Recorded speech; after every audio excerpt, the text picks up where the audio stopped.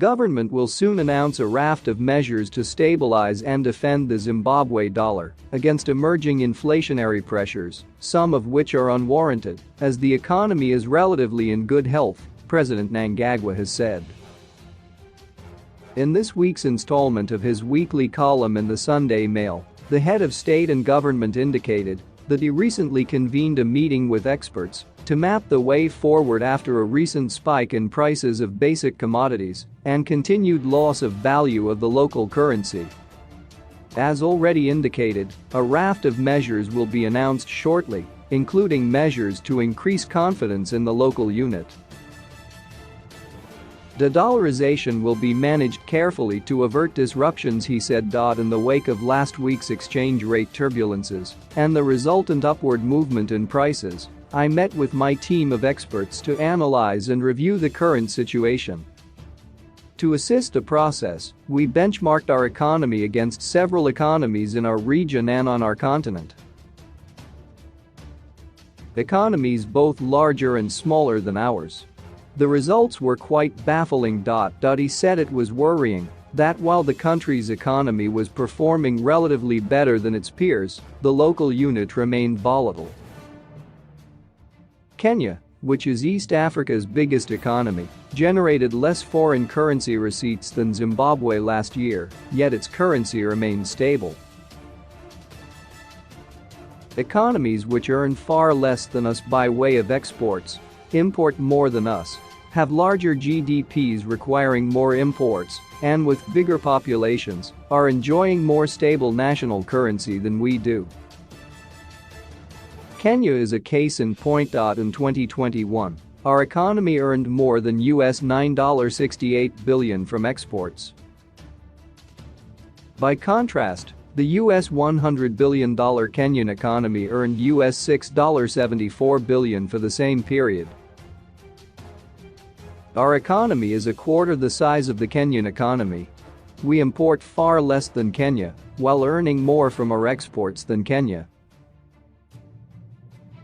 Our population is less than half that of Kenya.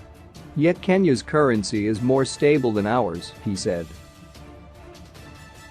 Therefore, current currency volatility, he added, had nothing to do with economic fundamentals, as food and energy security was all but guaranteed owing to government's ongoing programs. Zimbabwe has enough food in its strategic grain reserves to cover any grain shortfalls that might result from the mid-season drought that affected the 2021-2022 summer cropping season.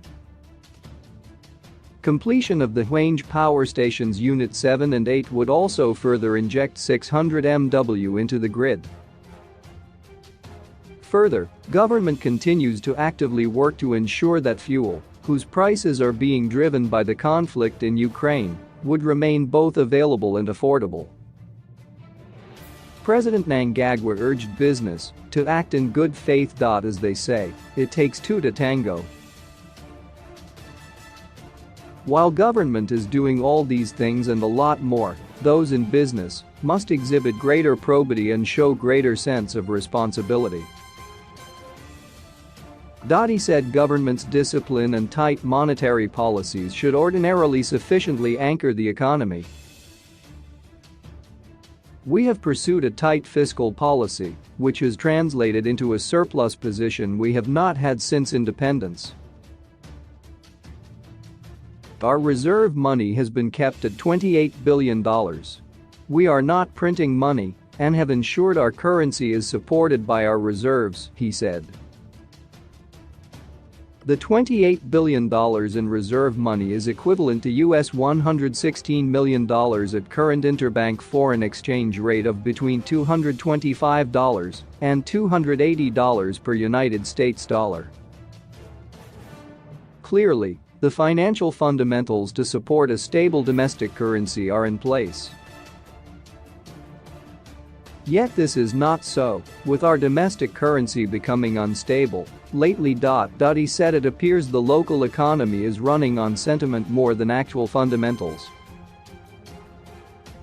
All our fundamentals are comparatively stronger, both when measured against our past and against sister economies in our region and on our continent. Government will work hard to further nurture the growing trust and confidence in the Zimbabwe dollar, he added.